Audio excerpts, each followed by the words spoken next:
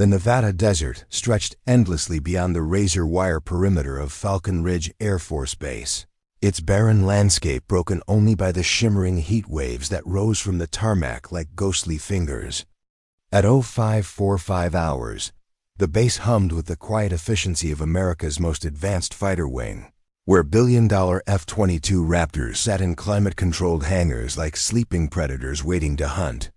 Before we jump back in, tell us where you're tuning in from, and if this story touches you, make sure you're subscribed because tomorrow, I've saved something extra special for you. Captain Jessica Chun stepped out of the officers' quarters into the crisp October morning, her flight suit bearing the silver wings that had taken her 8 grueling years to earn. At 29, she carried herself with the precise movements of someone who had learned to excel in environments designed to break her spirit. Her academic record from the Air Force Academy read like a testament to determination. Top 5% of her class in aeronautical engineering, distinguished graduate from pilot training, and combat veteran of 2 deployments in the Middle East flying. Attend Thunderbolts in close air support missions, but Falcon Ridge wasn't about supporting ground troops or flying attack aircraft. This was the domain of air superiority, where the F-22 Raptor reigned supreme as the world's most advanced air-to-air combat fighter. And Jessica had spent the last 6 months fighting for acceptance in a world where her simulator scores were scrutinized more harshly than any male pilot's actual combat performance. The morning briefing room buzzed with the controlled energy of 18 elite pilots, men who had been flying the Raptor for years and viewed newcomers with the skeptical assessment of wolves evaluating a potential pack member. Colonel Brad Hawkins, the squadron commander, stood at the front of the room with the bearing of someone who had never questioned his place in the military hierarchy. At 48, he was a living legend among fighter pilots, with 3 air-to-air kills from the early days of the Iraq War and a reputation for running the tightest, most effective F-22 squadron in the Air Force. Major Ryan Foster, the squadron's operations officer, distributed the day's training schedule with his characteristic smirk.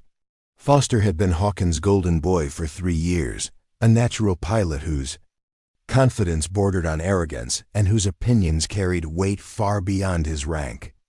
Behind him stood Captain Derek Sullivan, the squadron's unofficial spokesman and Foster's closest ally, a man whose family connections to Air Force leadership were as well known as his mediocre flying skills. "All right, gentlemen," Hawkins began, his voice carrying the authority of absolute command. "Today's scenarios focus on beyond visual range combat using the APG-77 radar system. We're testing new engagement protocols that could be implemented fleet-wide based on our results." Jessica noticed the pause after "gentlemen," the slight hesitation that acknowledged her presence without actually including her in the address. It was a small thing, barely perceptible, but in a world where precision mattered, small things had a way of revealing larger truths. The briefing continued with technical details about radar cross-sections, missile engagement zones, and tactical formations. Jessica absorbed every word, taking notes with the meticulous attention to detail that had characterized her entire military career. She had learned early that being twice as prepared as her male counterparts was barely enough to be considered equal, and even then, equality was never guaranteed. Lieutenant Colonel Marcus Webb, the wing's operations group commander and Hawkins' immediate superior, entered the briefing room halfway through the presentation.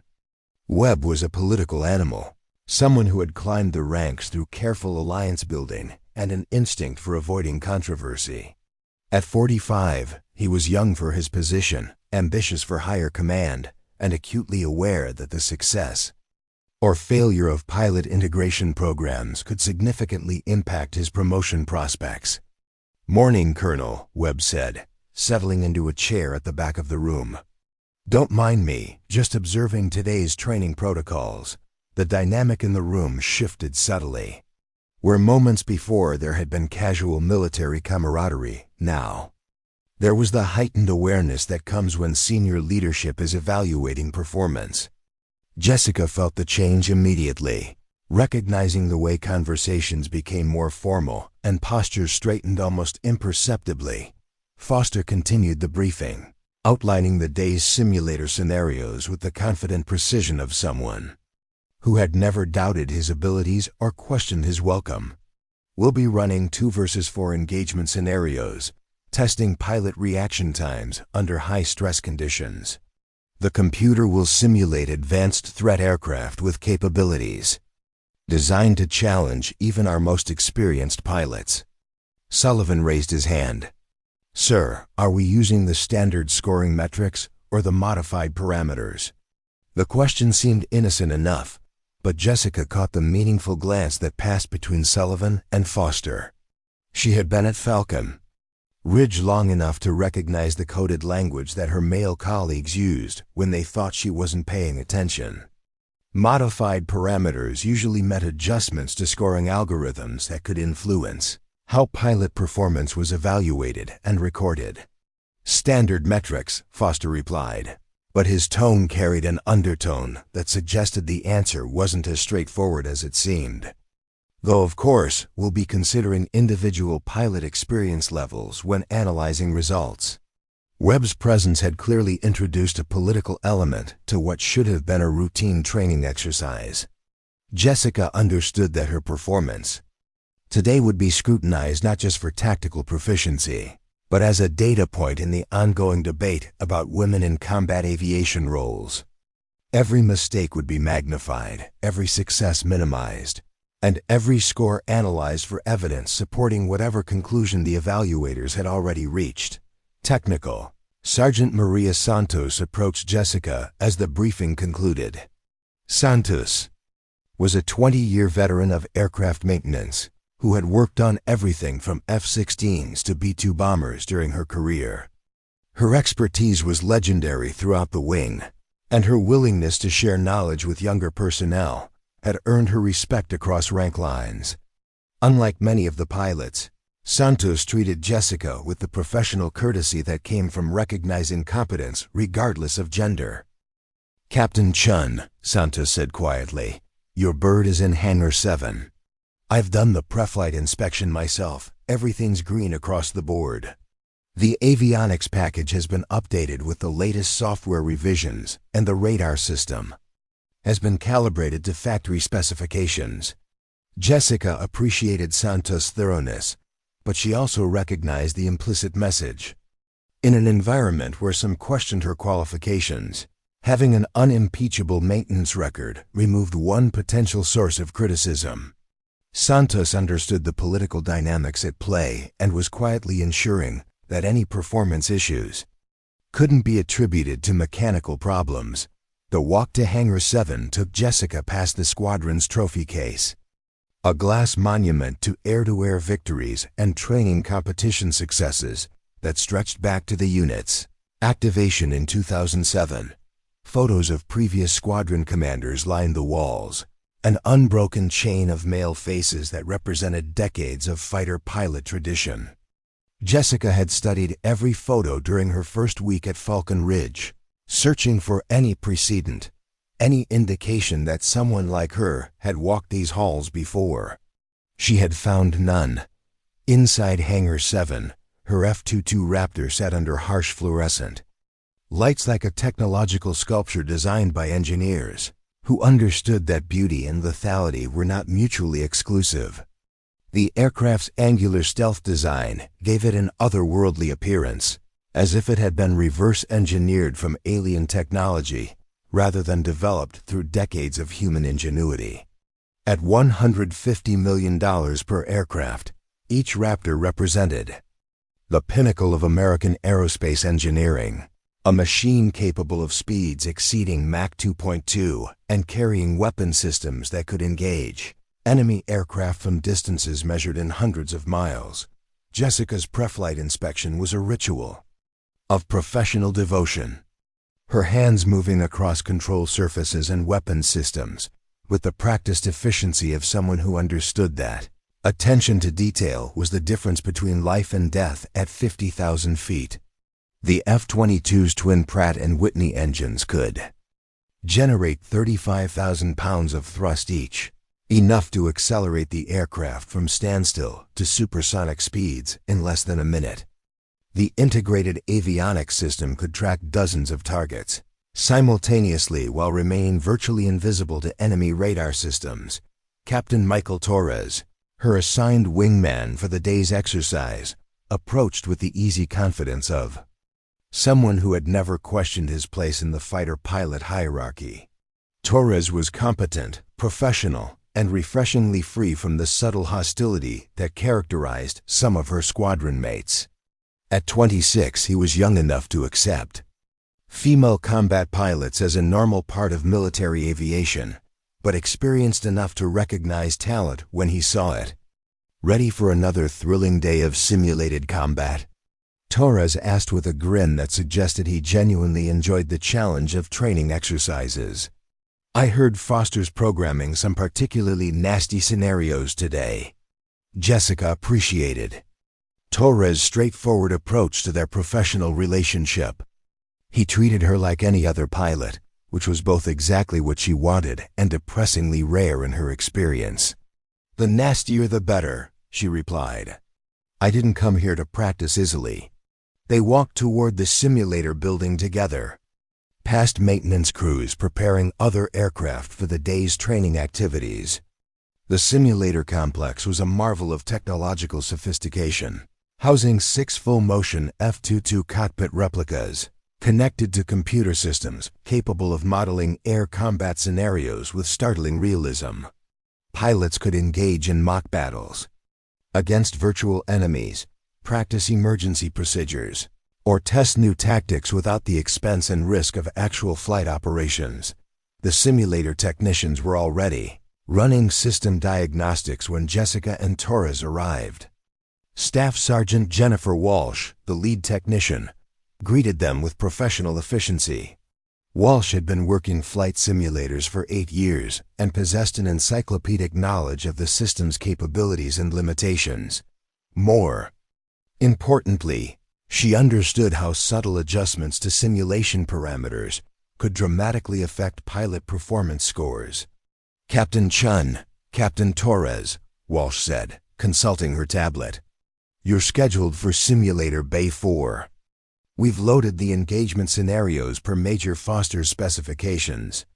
The system is running standard configuration with all countermeasures active." Jessica strapped into the simulator cockpit, feeling the familiar embrace of the ejection seat and the weight of the helmet as the technicians completed their setup procedures. The cockpit was an exact replica of the F-22's interior, complete with working displays, controls, and even simulated G-force effects that could make training scenarios feel remarkably authentic. As the system initialized, multiple screens flickered to life, displaying radar contacts, weapon status, and flight parameters with the crisp precision of actual combat systems. Foster's voice crackled through the communication system as he assumed the role of exercise controller. "Falcon Flight, you're cleared for takeoff. Your mission is to intercept and neutralize 4 hostile aircraft approaching from the northeast at 40,000 feet. Rules of engagement are weapons-free. Repeat, weapons-free." The simulated aircraft responded exactly like its real-world counterpart as Jessica guided it through takeoff procedures and into a climbing turn toward the threat axis. The enemy aircraft, represented by advanced computer algorithms programmed to mimic the capabilities of potential adversary fighters, maneuvered with the unpredictable aggressiveness that characterized actual combat scenarios. Preparing and narrating this story took us a lot of time, so if you are enjoying it, subscribe to our channel. It means a lot to us. Now back to the story. Jessica's first engagement began at a range of 80 miles. Her IM-12 RAM missiles reaching out toward targets that appeared as small diamonds on her radar display. The simulation was designed to test pilot decision-making under pressure, requiring split-second choices about target prioritization, weapon selection, and tactical maneuvering that could mean the difference between victory and defeat in actual combat. As the exercise progressed, Jessica found herself caught in increasingly complex tactical situations that demanded every ounce of her training and experience. The simulated enemy aircraft employed sophisticated countermeasures, forcing her to adapt her tactics in real time while managing weapon systems, monitoring her wingman's position, and tracking multiple threats simultaneously. When the simulation ended 30 minutes later, Jessica felt the familiar mixture of exhaustion and exhilaration that came from intense combat training. She had successfully engaged 6 enemy aircraft, scored 4 confirmed kills, and helped Torres achieve 2 additional victories while sustaining no losses. By any objective measure, it had been an outstanding performance that demonstrated tactical proficiency, situational awareness, and the kind of split-second decision-making that separated competent pilots from exceptional ones. But as she climbed out of the simulator cockpit, Jessica noticed Foster and Sullivan engaged in quiet conversation near the scoring console, their expressions suggesting that her performance had been something other than the success she believed it to be. Webb stood nearby, observing the debrief process with the careful attention of someone evaluating more than just training scores. The scoring system at Falcon Ridge was supposedly objective, measuring factors like target engagement accuracy, reaction time, fuel efficiency, and tactical decision-making through algorithms designed to eliminate human bias. But Jessica had learned that objectivity was often in the eye of the beholder, and that even the most sophisticated systems could be influenced by the people who programmed and interpreted them. The scoring debrief took place in a sterile conference room where fluorescent lights cast harsh shadows across tables covered with printouts of telemetry data, engagement timelines, and performance metrics. Jessica sat across from Foster, who held her evaluation scores with the satisfied expression of someone about to deliver disappointing news.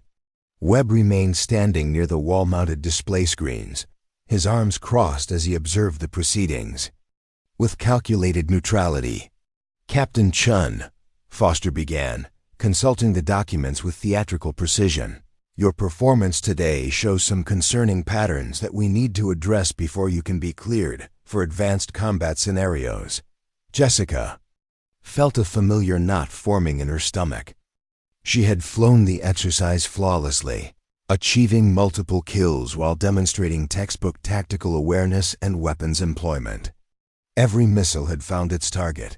Every maneuver had been executed with precision, and her communication with Torres had been crisp and professional throughout the engagement. "Could you be more specific about these patterns, sir?" Jessica asked, keeping her voice level despite the frustration building inside her. Foster spread the scoring sheets across the table like a poker player revealing a winning hand. "Your target engagement sequence shows what our algorithms interpret as hesitation. Average reaction time to initial threat detection was 2.7 seconds, which places you in the bottom quartile of squadron pilots." The number hit Jessica like a physical blow. She had been tracking targets and preparing weapons solutions before the computer had even finished generating the threat warnings. Her reaction time should have been among the fastest recorded, not the slowest. "Sir, I'd like to review the raw telemetry data," Jessica said carefully. "My instruments showed threat acquisition within 1.2 seconds of initial contact." Sullivan, who had been quietly reviewing another set of documents, looked up with barely concealed amusement. "Captain, the scoring system doesn't lie. These algorithms have been refined over years of pilot evaluation. If there's a discrepancy between your perception and the recorded data, well..." He shrugged as if the conclusion was obvious. Webb stepped forward, his expression suggesting he was trying to mediate rather than prosecute. "Captain Chun, nobody's questioning your basic flying skills. But the F-22 requires a different kind of pilot than the A-10. Air superiority missions demand split-second decision-making that some pilots find challenging to adapt to. The implication was clear and carefully crafted. Jessica's previous combat experience in ground attack aircraft was being framed as a liability rather than an asset. The suggestion that she lacked the reflexes for air-to-air combat struck at the core of every fighter pilot's identity.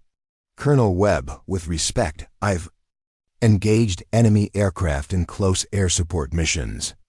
I understand air-to-air tactics and have demonstrated proficiency in every training exercise since arriving at Falcon Ridge.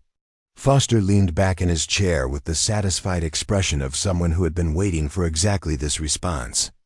That's interesting, Captain, because your simulator scores tell a different story.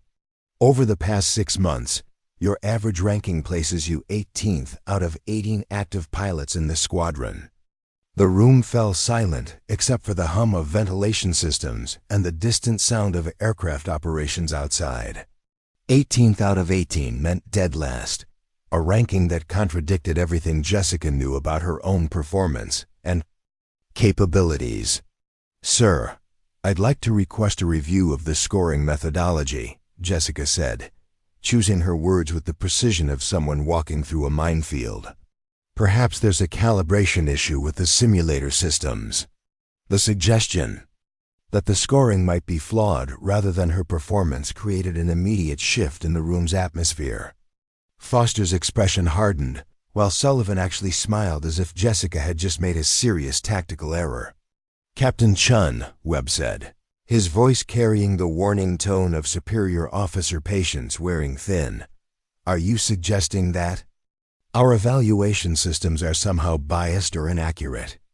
Jessica recognized the trap being constructed around her.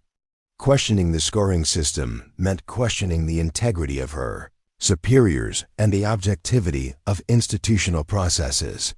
But accepting the scores meant acknowledging that she was the worst pilot in a squadron of elite aviators, despite evidence to the contrary.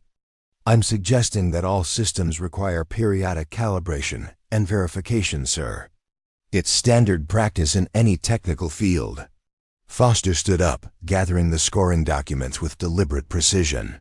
Captain, I think what you need is additional simulator time to work on these deficiencies.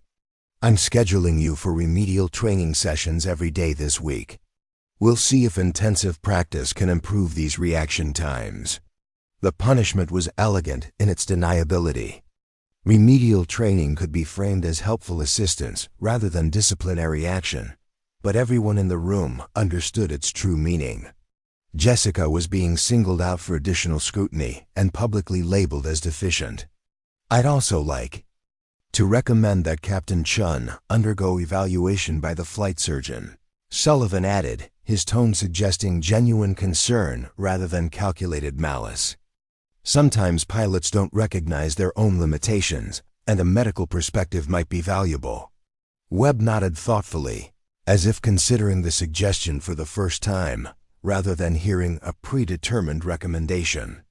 That's not a bad idea. Captain Chun, report to the medical squadron tomorrow morning for a comprehensive evaluation. Jessica felt the walls closing in around her career. A medical evaluation could result in grounding, removal from flight status, or worse. Once physicians started questioning a pilot's reflexes, decision-making, or psychological fitness, the bureaucratic machinery of doubt became almost impossible to stop.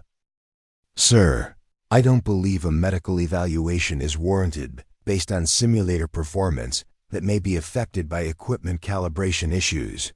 Foster's smile was sharp enough to cut glass. Captain, that sounds like exactly the kind of thinking that requires medical evaluation. Pilots who can't accept objective feedback about their performance present safety risks to themselves and their wingmen. The meeting ended with Jessica receiving a formal counseling statement, documenting her performance deficiencies and outlining the corrective actions required. As she walked out of the conference room, she heard Webb speaking quietly to Foster and Sullivan, their voices too low to make out specific words, but their tone suggesting satisfaction with the proceedings. Torres was waiting in the hallway outside. ostensibly reviewing flight schedules but obviously concerned about the length and tone of Jessica's debrief session. "Everything okay?" he asked as they walked toward the parking lot. Jessica considered her response carefully. Torres had been nothing but professional and supportive, but he was also part of a system that she was beginning to suspect was designed to fail her. "Just some additional training requirements," she said neutrally. "Jess," Torres said, using her first name for the first time since they'd been introduced. "I flew that same exercise profile last month. My reaction times were 2.9 seconds average, and I received above-average marks for performance." The revelation stopped Jessica cold. If Torres had recorded slower reaction times than her supposed 2.7 seconds, but received superior ratings, then either the scoring system was fundamentally inconsistent, or it was being manipulated based on criteria that had nothing to do with pilot performance. "You're certain about those numbers?" Jessica asked. Torres nodded grimly. "Dead certain. I remember because I was disappointed with my performance and spent extra time reviewing the debrief data." That evening, Jessica sat in her quarters reviewing every piece of documentation from her 6 months at Falcon Ridge: flight evaluation reports, simulator scoring summaries, training records, and performance assessments spread across her desk like evidence in a criminal investigation. The pattern that emerged was both subtle and damning. Her actual flight performance in the F-22 had been consistently excellent. Instructor pilots praised her technical skills, tactical awareness, and professional demeanor. Her understanding of aircraft systems was comprehensive, her emergency procedures flawless, and her air-to-air tactics innovative and effective. But her simulator scores told a completely different story. Despite performing identical or superior maneuvers to her male colleagues, her recorded reaction times were consistently slower, her tactical decisions rated as less effective, and her overall rankings placed her at the bottom of squadron standings. Discrepancy was too consistent to be accidental and too systematic to be explained by equipment malfunction. Someone was ensuring that regardless of her actual performance, Jessica's official records would support the narrative that she was unqualified for F-22 operations. Jessica opened her laptop and began researching the simulator scoring algorithms, diving into technical documentation that revealed the sophisticated nature of the evaluation systems. The software used dozens of variables to assess pilot performance, from basic metrics like reaction time and accuracy to complex calculations involving tactical decision-making and situational awareness. What troubled her most was discovering that many of these variables could be adjusted through administrator settings that were accessible to operations officers like Foster. A small change to threat detection parameters could make the same performance appear faster or slower. Adjustments to tactical scoring weights could transform identical decisions into superior or inferior choices. At 0200 hours, Jessica's research was interrupted by a knock on her door.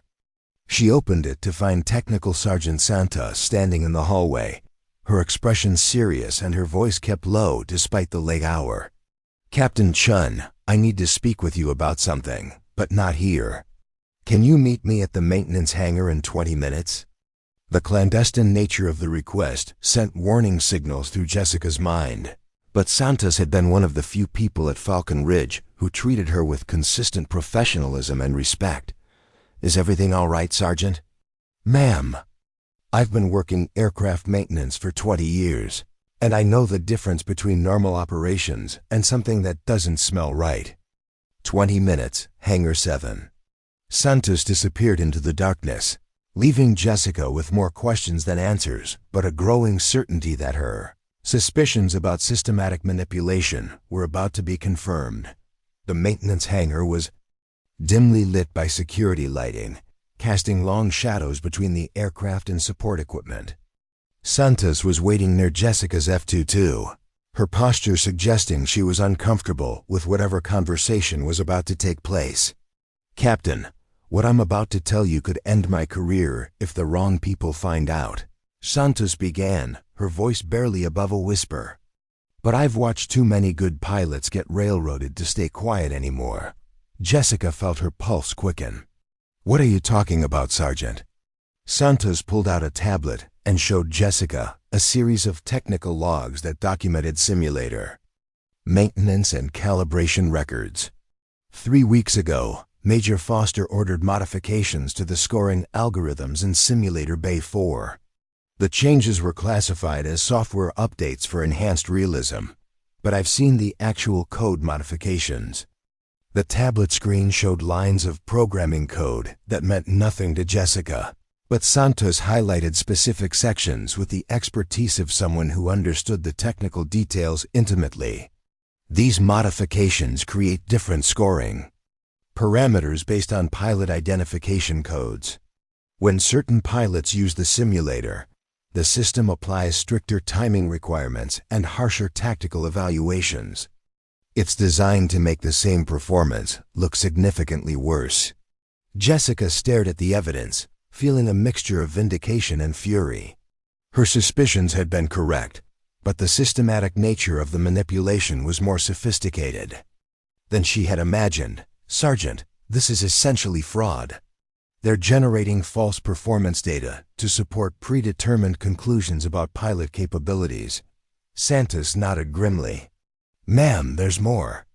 I've been tracking the maintenance logs, and these modifications have been applied to simulators at 3 other bases where female pilots have experienced similar performance issues. The pattern is too consistent to be coincidental."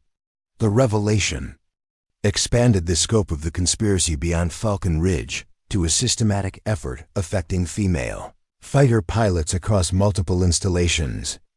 Jessica realized she wasn't dealing with local discrimination, but organized manipulation designed to eliminate women from air superiority roles.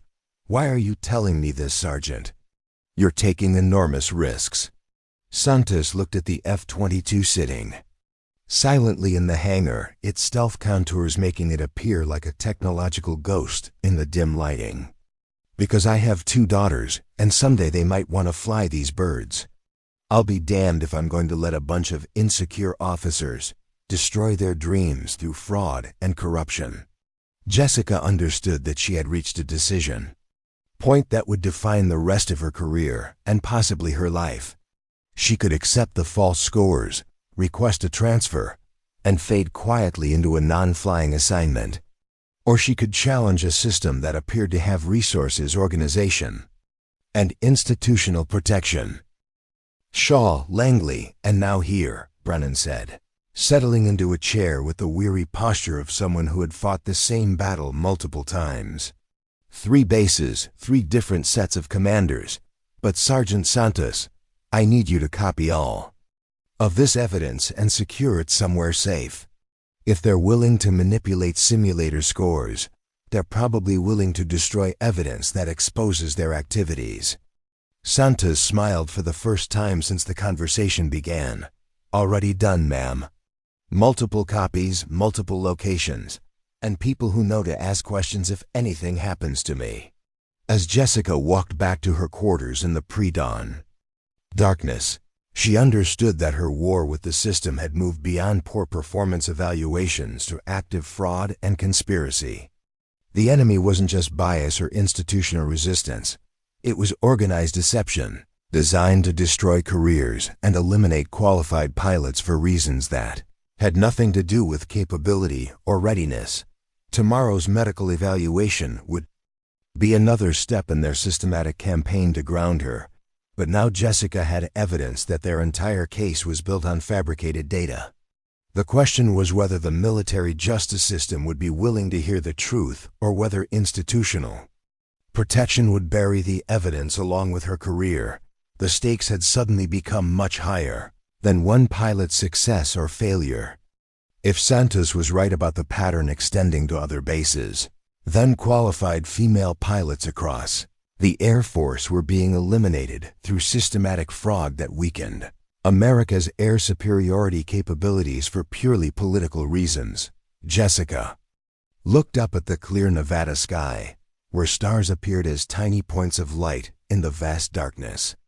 Somewhere among those stars, potential enemies were developing aircraft and tactics designed to challenge American air dominance.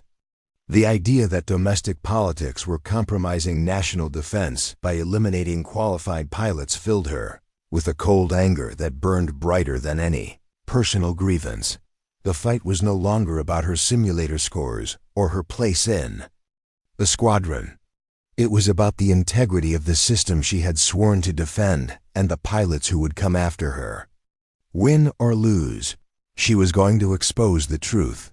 The flight surgeon's office at Falcon Ridge resembled a corporate medical facility more than a military clinic, with ergonomic furniture and motivational posters that seemed designed to put nervous pilots at ease.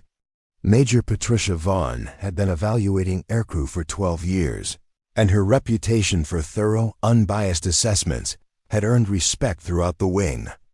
Jessica arrived at 0800 hours for what she knew would be either vindication or the end of her flying career. Dr. Vaughn was a compact woman in her early 40s whose direct manner and clinical expertise had helped dozens of pilots navigate medical issues without losing their flight status.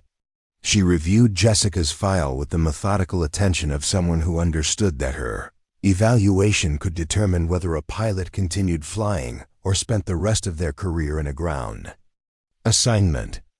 Captain Chun, I've reviewed your medical history and the request for evaluation submitted by your squadron leadership.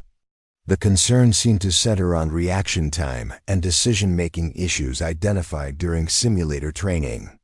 Jessica had spent the morning preparing for this moment, knowing that her response could either support or undermine Foster's narrative about her performance deficiencies.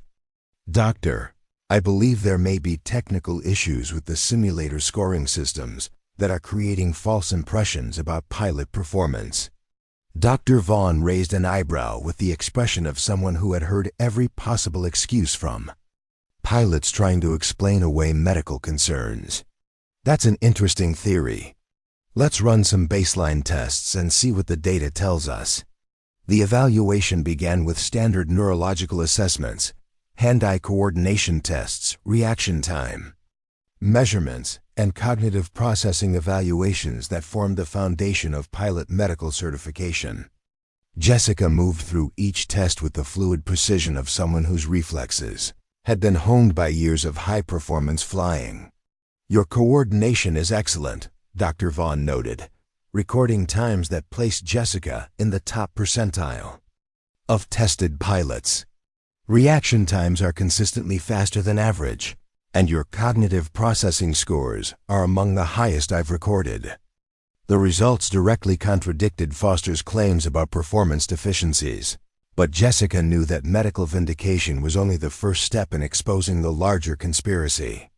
Doctor, would it be possible to conduct these same tests using the squadron's simulator equipment? I'd like to compare the results. Dr. Vaughn's expression shifted from clinical assessment to genuine curiosity. That's actually not a bad idea. If there are calibration issues with the training equipment, documenting them would be valuable for the entire wing. 2 hours later, they stood in Simulator Bay 4, while Staff Sergeant Walsh initialized the same systems that had been generating Jessica's poor performance scores.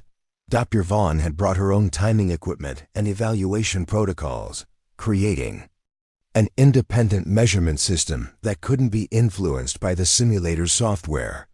Captain Chun, I want you to run through the same reaction time tests we completed in my office, but using the simulator controls, Dr. Vaughn instructed. I'll be measuring your responses with external equipment to verify the simulator's accuracy. Jessica strapped into the familiar cockpit and began the test sequence, her hands moving across controls with practiced efficiency. Each response was measured simultaneously by Dr. Vaughn's equipment and the simulator's internal systems, creating parallel data sets that would reveal any discrepancies. The results were damning. While Dr. Vaughn's equipment recorded reaction times averaging 1.1 seconds, the simulator consistently showed times of 2.8 seconds or higher. The discrepancy was so systematic and significant that it could only be explained by deliberate manipulation of the scoring algorithms. "Captain Chun," Dr. Vaughn said quietly, staring at her data tablet with the expression of someone who had just uncovered something troubling. "This equipment is generating false readings. These aren't calibration errors or system malfunctions. This is fraud." The word hung in the air between them like an accusation that neither could ignore. Dr. Vaughn was a senior officer whose medical opinions carried significant weight, and her use of the term fraud transformed Jessica's suspicions into official documentation of criminal activity. "Doctor, I believe this pattern extends beyond my individual case. I think other pilots may have been affected by similar manipulation." Dr. Vaughn began packing her equipment with the deliberate movements of someone who had reached an important decision. "Captain, I'm going to recommend a comprehensive audit of all simulator systems at this base. This level of systematic manipulation suggests organized misconduct that goes far beyond individual bias." That afternoon, Jessica received an unexpected visitor in her quarters. Captain Lisa Brennan had been stationed at Shaw Air Force Base in South Carolina until 3 months ago, when she had been abruptly transferred to Falcon Ridge following what her personnel file described as performance issues during F-22 transition training. Brennan was a quiet, intense woman whose combat record included 2 tours flying F-16s in Afghanistan and Syria. Her reputation as a skilled pilot and tactical expert made her sudden transfer to a non-flying assignment puzzling to everyone who knew her capabilities. "Captain Chun," Brennan said after Jessica invited her inside, "I heard through informal channels that you're having some interesting conversations with flight surgeons about simulator scoring." Jessica studied Brennan's expression, recognizing the careful neutrality of someone who had learned to navigate institutional politics without revealing too much about their own situation. "I've discovered some technical irregularities that raise questions about scoring accuracy." Brennan smiled grimly. "Technical irregularities? That's a diplomatic way to describe systematic fraud designed to destroy female pilots' careers." The blunt statement revealed that Brennan possessed knowledge that went beyond general awareness of Jessica's situation. "You've experienced similar problems? Identical patterns of simulator manipulation and performance evaluation fraud?" Jessica felt a chill of recognition. If Brennan's experience was accurate, then the conspiracy Santos had identified was even more extensive than they had suspected. "Do you have documentation of these incidents?" Brennan pulled out a tablet containing what appeared to be a comprehensive database of information. 6 months of research, including technical analyses, personnel records, and communication intercepts that show coordination between bases. The tablet screen displayed a network diagram that connected officers, technical personnel, and administrative staff across multiple Air Force installations. Lines linked Foster to similar operations officers at other bases, while financial records showed patterns of contractor payments for simulator upgrades that coincided with the arrival of female pilots. "This isn't random discrimination," Brennan explained, pointing to specific connections in the network.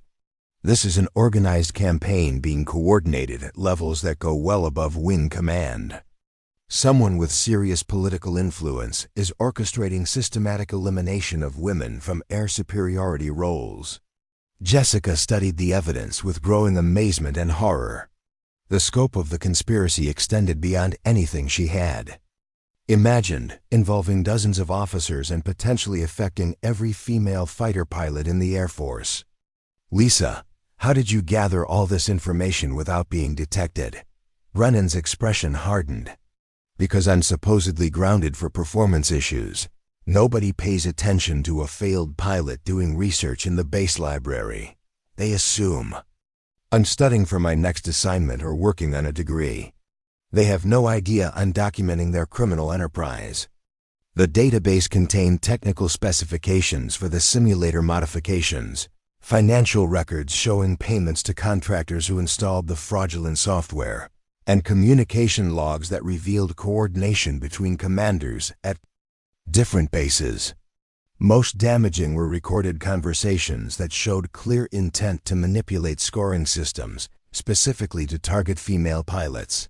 The question, Brennan continued, is what we do with this evidence. The people we're dealing with have connections that go to the Pentagon level. Simply filing complaints through normal channels will result in the evidence disappearing, and both of us receiving permanent ground assignments. Jessica recognized the strategic dilemma they faced. The conspiracy included people with enough influence to bury investigations and destroy careers, but the evidence was too important to ignore. What about going outside the Air Force? Congressional oversight, Inspector General, maybe even media attention? I've considered all those options, Brennan said. But we need more than just documentation.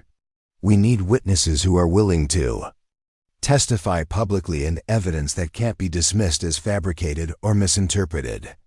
As if summoned by their conversation, Jessica's secure phone rang with a call from Torres. His voice carried an urgency that suggested he was calling about more than routine squadron business. Jess, I need to talk to you immediately. Something's happened that changes everything about your situation. 20 minutes later, Torres arrived at Jessica's quarters accompanied by Captain Rachel Kim, a pilot from the 27th Fighter Squadron who Jessica had met briefly during wing-wide training exercises. Kim was a reserved, analytical woman whose reputation for technical expertise was matched by her careful approach to military politics. Captain Chun, Kim began without preamble, Michael tells me you've discovered evidence of simulator fraud. I need to add some information that might be relevant to your investigation. Torres looked around the room nervously before speaking. Rachel was at the Wing Operations Center yesterday when Lieutenant Colonel Webb received a call from someone at Air Force Personnel Command. She overheard parts of the conversation that suggest your situation is part of something much larger. Kim nodded confirmation. Webb was discussing Project Lighthouse, which appears to be a systematic evaluation of female pilot performance across all fighter wings. The person on the other end of the call mentioned specific quotas for removal and timelines for completing capability assessments. Jessica felt pieces of a larger puzzle falling into place. Project Lighthouse sounded like an official program, designed to provide bureaucratic cover for the conspiracy Brennan had documented. Did you hear anything about who was directing this project? Brennan asked, her professional interest clearly piqued by this new intelligence. The caller mentioned reporting to Deputy Harrison and referenced meetings at the Pentagon level, Kim replied. It sounded like Webb was receiving instructions rather than providing updates. Brennan consulted her tablet, cross-referencing the information against her existing database. Deputy Assistant Secretary of the Air Force for Personnel is Susan Harrison. She's been in that position for 2 years and has publicly expressed concerns about integration timelines and readiness standards. The revelation that the conspiracy reached into the highest levels of Air Force civilian leadership transformed their situation from a local scandal to a potential national security issue. If senior Pentagon officials were directing systematic removal of qualified pilots for political reasons, then the implications extended far beyond individual careers. We need to be very careful about how we proceed, Torres said, his voice reflecting the gravity of their discovery. These people have the power to destroy all of our careers and make the evidence disappear completely. Jessica looked around the room at the 3 people who had risked their own positions to support her investigation.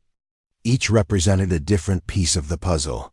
Brennan's systematic documentation, Kim's intelligence about high-level coordination, and Torres's willingness to challenge his own command structure. I think we need to contact Colonel Hayes at the Inspector General's office, Jessica said, remembering Webb's earlier mention of senior leadership oversight. If this reaches Pentagon levels, we need investigators who can operate independently of the normal chain of command. Brennan shook her head. I tried that route at Shaw. The IG investigation was buried by people with connections to the very officials we're trying to expose. We need evidence that's so overwhelming and public that it can't be suppressed through normal channels. Kim suggested a different approach. What if we could demonstrate fraud during an actual evaluation? If we could show the manipulation happening in real time with witnesses present, it would be much harder to deny or explain away. The idea had merit, but Jessica recognized the risks involved. That would require exposing ourselves during the demonstration and trusting that the witnesses would be willing to testify about what they observed. Torres had been quietly listening to the discussion, but now he leaned forward with an expression that suggested he had reached an important decision. There's something else you all need to know. I've been documenting discrepancies in my own scores for the past month. Ever since I started paying attention to Jessica's situation, he pulled out his own collection of data, showing systematic differences between his performance and his recorded scores. It's not as dramatic as what's happening to female pilots, but it's consistent enough to suggest the manipulation affects anyone who questions the system or associates with targeted individuals. The revelation that the conspiracy was expanding to include male pilots who supported their female colleagues added another dimension to the criminal enterprise. It suggested that the organizers were willing to destroy any career that threatened their systematic discrimination. We're dealing with people who see military readiness as secondary to their political objectives, Brennan observed. They're willing to eliminate qualified pilots and compromise national defense to maintain their vision of what military aviation should look like. Jessica stood up and walked to her window, looking out at the flight line where F-22 Raptors sat ready for missions that might depend on pilot capabilities rather than political considerations. The irony wasn't lost on her that the most advanced fighters in the world were being operated by a system that prioritized discrimination over excellence. Here's what we're going to do, she said, turning back to face the group. We're going to document everything, gather additional witnesses, and then force a public demonstration of the fraud that can't be ignored or suppressed. The plan that emerged from their discussion was ambitious and dangerous. They would use Jessica's upcoming proficiency evaluation as a testing ground, bringing in independent observers and recording equipment that would capture the manipulation in real time.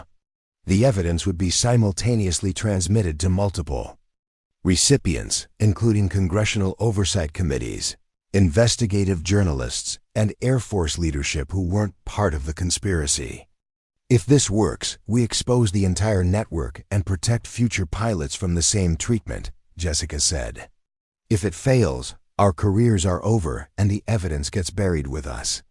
Brennan smiled with the expression of someone who had been waiting for exactly this opportunity. Captain Chun, I've been fighting this battle for 2 years. I'm ready to see it through to the end, regardless of the personal cost. As the group prepared to leave, Kim raised one final concern. We need to assume that our communications are being monitored and our activities are under surveillance. From this point forward, we operate as if hostile intelligence is tracking our every move. Jessica understood that they had crossed a line from internal complaint to active resistance against a conspiracy that reached the highest levels of military and civilian leadership. The stakes were no longer just about individual careers, but about the integrity of the institution they had sworn to defend. The battle lines were drawn, the evidence was mounting, and the time for quiet resistance was over. Tomorrow would begin the most dangerous phase of their investigation, where exposure meant either vindication or destruction. The formal proficiency evaluation briefing was scheduled for 0800 hours in the wing's primary conference room, a space normally reserved for visiting senior leadership and classified mission planning. Jessica arrived to find the room filled with more observers than any routine training evaluation warranted. Besides the expected presence of Foster Sullivan and Webb, she counted representatives from Air Combat Command Headquarters, the Air Force Inspector General's office, and 2 civilian officials whose presence suggested Pentagon-level interest in her performance. Brigadier General Catherine Morrison, the Air Combat Command representative, was a formidable woman whose reputation for uncompromising standards had earned respect throughout the fighter community. At 52, she was one of only 3 female general officers in Air Force aviation, and her presence transformed the evaluation from a local administrative action into a significant command decision.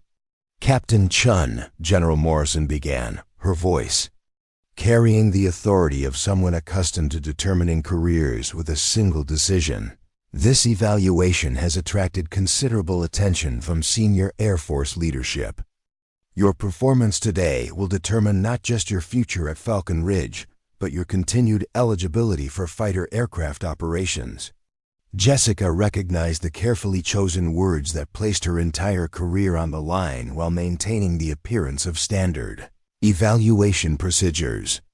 The presence of so many observers suggested that her situation had become a test case for broader policies regarding female combat pilots.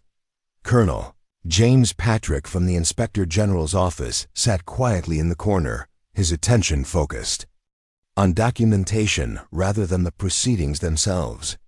Jessica had researched Patrick's background and knew he specialized in investigating fraud and corruption within military training programs. His presence suggested that someone at higher levels was taking the allegations of simulator manipulation seriously. "Ma'am," Jessica replied, maintaining military bearing despite the intimidating array of senior leadership, "I'm prepared to demonstrate my proficiency in all required areas of F-22 operations." Foster stood and activated the wall-mounted display, showing a detailed briefing slide that outlined the evaluation criteria with bureaucratic precision.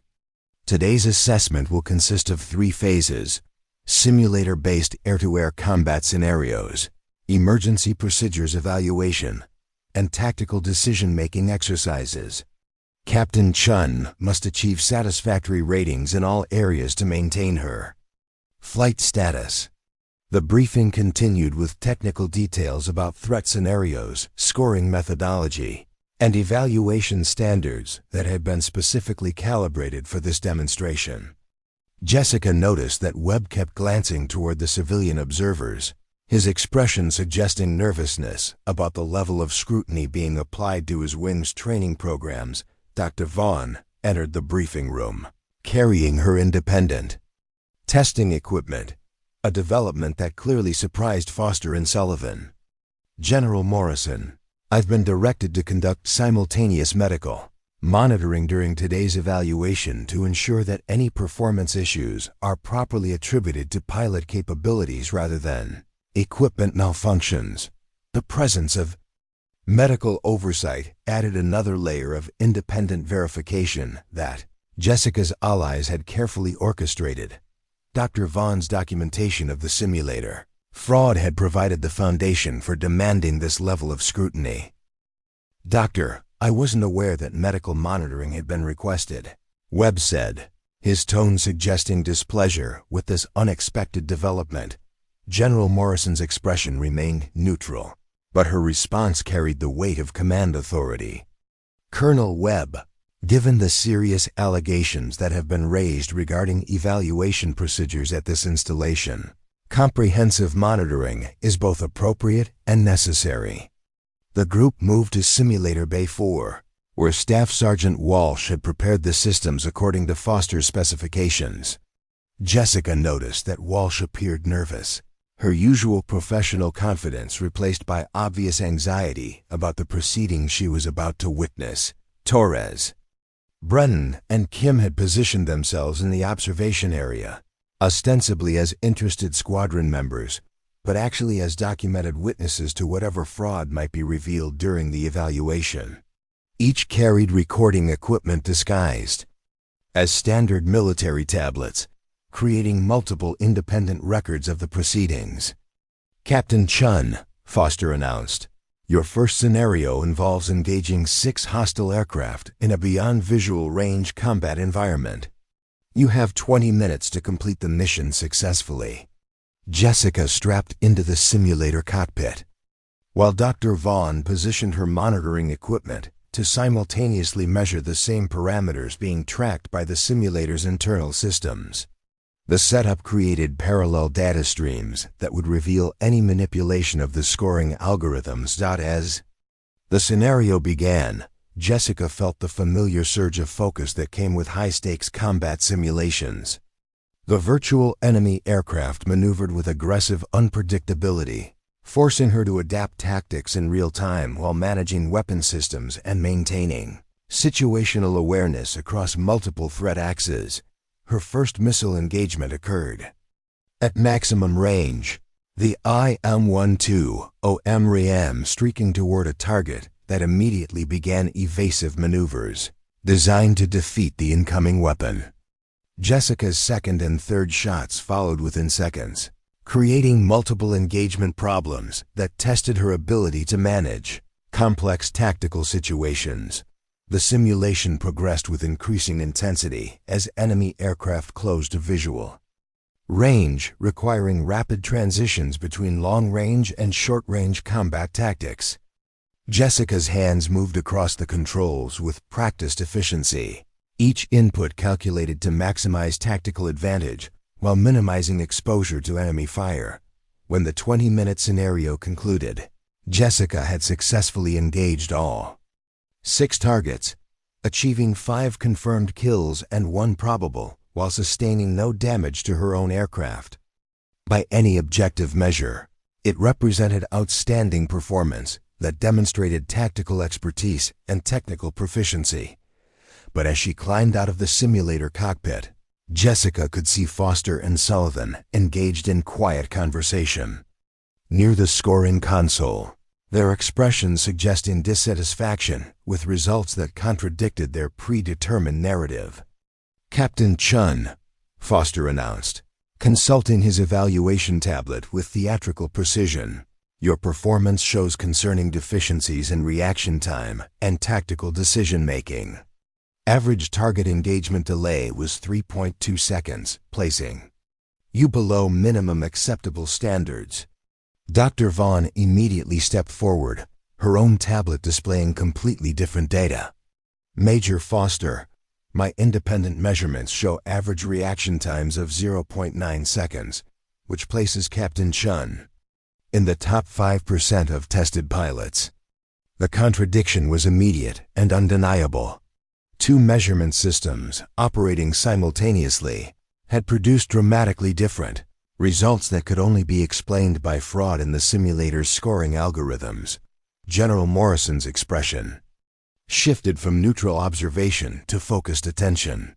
"Major Foster, please explain the discrepancy between these measurements."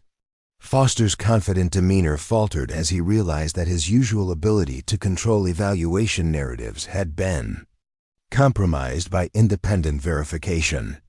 "Ma'am, there may be calibration differences between the medical equipment and our specialized simulator systems." "Dr. Vaughn," General Morrison said, turning to the flight surgeon, "are your measurements calibrated to military standards?" "Yes, ma'am. My equipment is certified by the Air Force Medical Standards Laboratory and undergoes monthly calibration verification. The measurements I recorded are accurate to within 1/100th of a second." Colonel Patrick spoke for the first time since entering the simulator facility.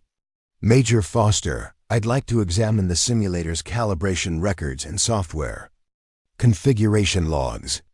The request created visible alarm among Webb, Foster, and Sullivan, who exchanged glances that suggested they understood the implications of technical scrutiny by an Inspector General investigator. "Sir, those records contain classified training algorithms that require special clearance to access," Sullivan interjected, his tone suggesting he was searching for procedural obstacles to block the examination.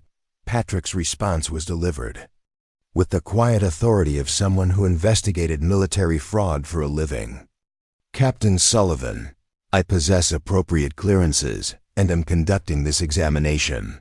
Under direct authority from the Secretary of the Air Force, please provide immediate access to all requested documentation. The bureaucratic shield that had protected the conspiracy began crumbling as Patrick's investigation authority overrode local command resistance. Walsh approached the group with obvious reluctance, carrying a tablet that contained the technical evidence of systematic manipulation.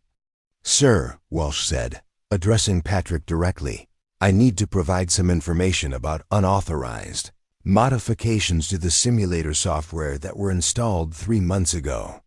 Foster's face went pale as he realized that one of his key technical accomplices was about to expose the fraud they had worked together to implement.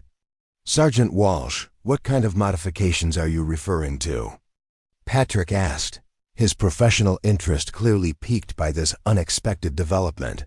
Walsh's hands trembled slightly as she activated her tablet, displaying lines of computer code that documented the systematic manipulation of scoring algorithms. "Sir, these modifications create different evaluation parameters based on pilot identification codes.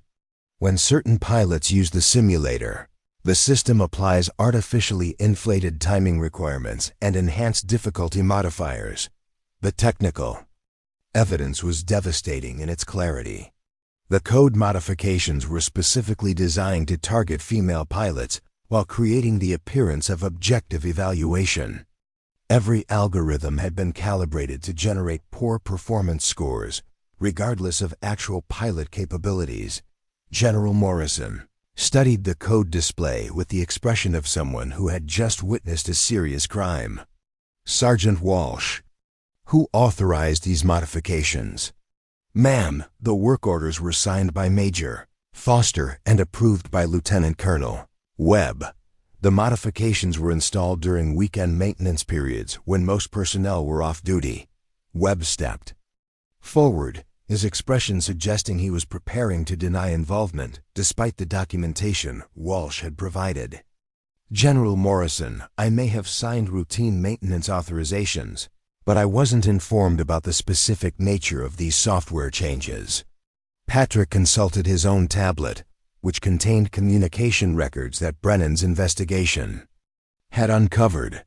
"Colonel Webb, I have email communications in which you specifically requested enhanced evaluation protocols for problematic pilots and discussed implementation timelines with Major Foster." The evidence was comprehensive and undeniable.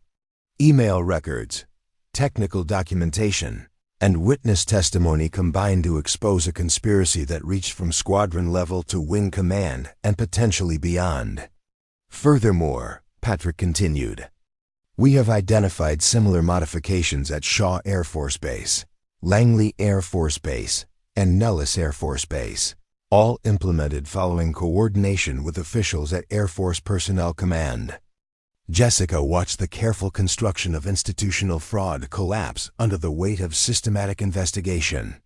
The conspiracy that had seemed impenetrable just days earlier was being dismantled by evidence that its organizers had never expected to be discovered. Foster made one final attempt to control the narrative. "General Morrison, these allegations are based on misinterpretation of routine training enhancements designed to improve pilot readiness standards." Dr. Vaughan's response cut through Foster's obfuscation with clinical precision. "Major Foster, deliberately falsifying performance data to support predetermined conclusions is fraud, not training enhancement. The modifications, Sergeant Walsh documented, were specifically designed to generate false negative evaluations of qualified pilots."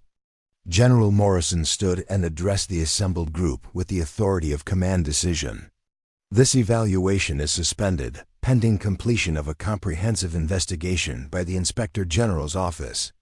Major Foster and Lieutenant Colonel Webb, you are relieved of your duties effective immediately." The words fell like hammer blows on the careers of men who had spent months carefully constructing a system designed to eliminate female pilots from fighter aviation. Their systematic fraud had been exposed by the very pilots they had tried to destroy.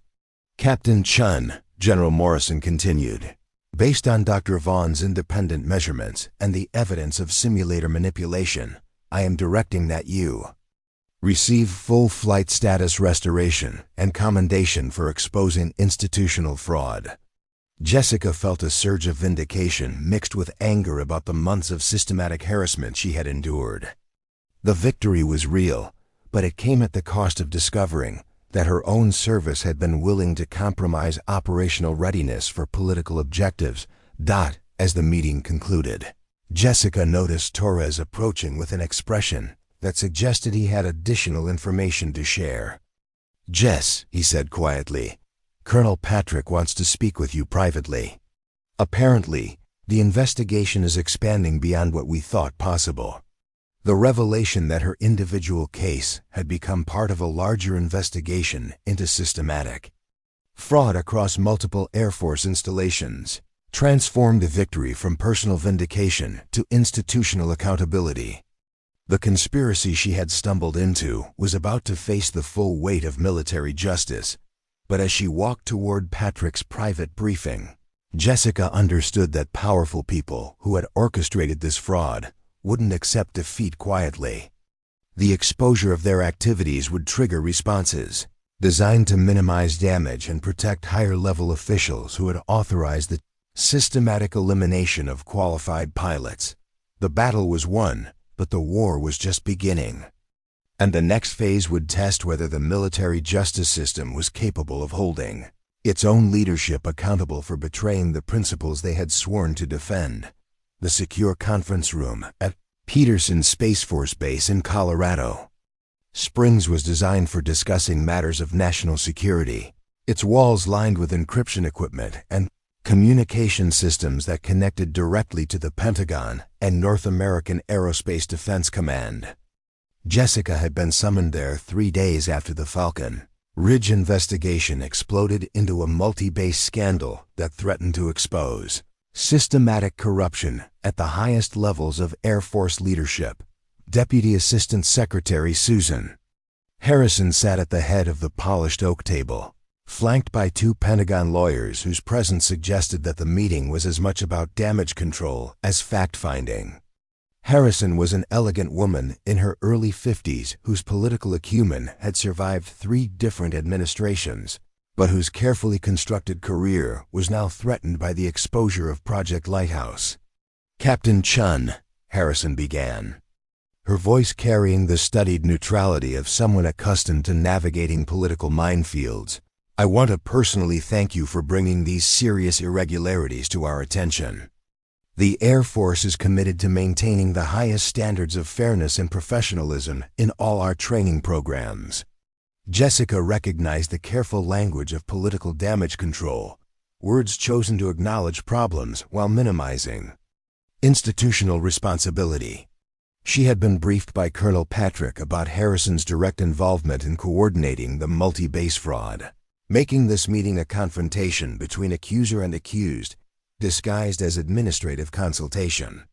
"Ma'am, the evidence suggests that these weren't irregularities, but systematic fraud designed to eliminate qualified female pilots from combat aviation roles," Jessica replied, her tone respectful but direct. One of the Pentagon lawyers, a sharp-featured man whose expensive suit contrasted with the military uniforms around the table, leaned forward with the predatory attention of someone preparing to attack. "Captain Chun, those are very serious allegations. Do you have concrete proof that senior leadership deliberately targeted female pilots, rather than simply maintaining appropriate standards?" The question was a trap designed to force Jessica into making accusations she couldn't prove beyond doubt, creating grounds for charging her with insubordination or false statements. But Colonel Patrick had prepared her for exactly this line of attack. "Sir, the Inspector General's investigation has documented identical software modifications at 4 separate bases, financial records showing coordinated contractor payments, and communication logs that demonstrate systematic planning. The pattern is too consistent and sophisticated to be explained by coincidental bias." Harrison's expression tightened almost imperceptibly. a reaction that suggested Jessica's response had struck closer to the truth than expected. "Captain, while we appreciate your cooperation with the investigation, I'm concerned that your experiences may have created a distorted perspective on routine administrative processes." The suggestion that Jessica's perceptions were unreliable was another classic political tactic, questioning the credibility of accusers rather than addressing the substance of their allegations. But Jessica had learned from months of fighting. Institutional gaslighting. "Ma'am, Dr. Vaughn's medical evaluations and Sergeant Walsh's technical documentation provide objective evidence that contradicts any suggestion of distorted perception. The fraud was systematic, deliberate, and coordinated across multiple installations." The second Pentagon lawyer, a woman whose professional demeanor masked obvious hostility, opened a thick folder with Jessica's name on the cover. "Captain Chun, we've conducted our own review of your service record, and we've identified some concerning patterns that raise questions about your reliability as a witness." Jessica felt the familiar chill of institutional intimidation, the moment when powerful people began using their resources to destroy anyone who threatened their interests. "Ma'am, what kind of patterns are you referring to?" "Medical reports from your combat deployments indicate treatment for combat stress reactions and anxiety-related issues. Psychological evaluations suggest difficulty adapting to authority structures and tendency toward paranoid ideation when under pressure." The attack was sophisticated and vicious, using Jessica's own medical records against her while distorting routine combat stress treatment into evidence of mental instability. Every pilot who had seen combat carried some psychological scars, but those experiences were being weaponized to undermine her credibility. Colonel Patrick, who had been silently observing the exchange, finally spoke up with the authority of someone who had investigated military corruption for 15 years. "With respect, ma'am, Captain Chun's medical records show standard treatment for normal combat stress reactions." Attempting to characterize routine psychological support as evidence of unreliability could apply to virtually every combat veteran in the Air Force. Harrison's political instincts kicked in as she recognized that attacking a decorated combat veteran's mental health could backfire spectacularly if it became public. Colonel Patrick, "we're simply ensuring that all relevant factors are considered when evaluating testimony that could affect senior leadership careers." "Ma'am," Patrick replied, his tone carrying subtle warning, "the physical evidence of fraud doesn't depend on any individual's testimony. The software modifications, financial records, and communication logs speak for themselves." The room fell silent as Harrison realized that the standard political tactics of attacking accusers wouldn't work against evidence that existed independently of Jessica's credibility. The conspiracy had left too many technical traces to be dismissed. Through character assassination, Harrison's phone buzzed with an urgent message that caused her expression to shift from political calculation to genuine concern. After reading it, she looked up with the expression of someone who had just received very bad news. "Ladies and gentlemen, I've just been informed that Senator Margaret Richardson, chair of the Senate Armed Services Committee, is calling for immediate congressional hearings on what she's describing as systematic gender discrimination in Air Force training programs. The investigation has attracted political attention at the highest levels. The revelation that Congress was demanding oversight transformed the crisis from an internal Air Force matter to a national political issue that could affect defense budgets, leadership confirmations, and public confidence in military institutions." Jessica understood that powerful people were about to deploy every weapon in their arsenal to prevent congressional hearings that could expose decades of systematic discrimination. Her individual case had become a threat to careers, reputations, and political ambitions that extended far beyond military aviation. One of the Pentagon lawyers was already typing rapidly on his secure tablet, presumably coordinating damage control strategies with political operatives who specialized in managing congressional oversight. "Ma'am, We need to consider offering Captain Chen significant incentives to limit her cooperation with congressional investigators. The suggestion was delivered with bureaucratic euphemism, but Jessica recognized it as a bribery attempt disguised as career counseling. They were prepared to offer promotions, assignments, or other benefits in exchange for her silence about the conspiracy. "What kind of incentives are you suggesting?" Harrison asked, her tone suggesting she was open to any strategy that might limit political damage. "Immediate promotion to major, assignment to a prestigious position at the Pentagon, and guaranteed selection for senior professional military education. Captain Chun could have an outstanding career if she chooses to focus on the future rather than dwelling on past administrative irregularities." The offer was substantial and carefully designed to appeal to any pilot's career ambitions. A Pentagon assignment with guaranteed promotion would provide opportunities that most officers could only dream about, but accepting it would mean abandoning the investigation and allowing the conspiracy to continue targeting other female pilots. Jessica looked around the room at the faces of people who were prepared to buy her silence while continuing to destroy the careers of qualified pilots for political reasons. The decision she made in the next few minutes would determine not just her own future, but the fate of every woman who wanted to fly fighters for the Air Force.